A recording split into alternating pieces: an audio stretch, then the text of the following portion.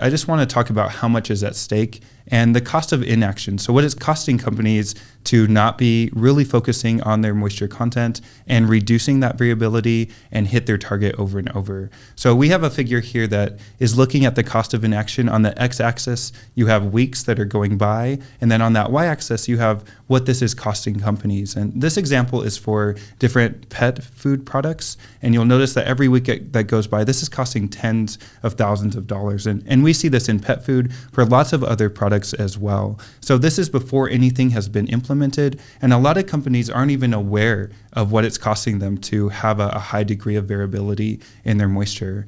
What have you seen, Susan, in your experience when you go and talk to a client? Are they aware of these figures, and what's it costing them? Yeah, great question. So they are aware, but they are under aware. So they underestimate where they're at. Mm-hmm. So this is actually one of our clients that we did just looking at where they were at before we came into the installation. And they were underestimating by about 80% on where they were actually at. So it was huge. They knew there was an opportunity for increasing yield. Mm-hmm. They thought it was going to be pretty small.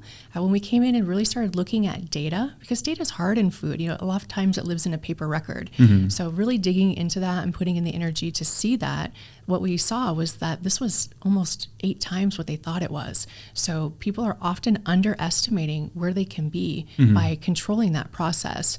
And this is an example from pet food where the cost of ingredients is quite low. And we see this in customers that are using whole muscle meats, for example, cannabis, where the cost of ingredients or product is much higher.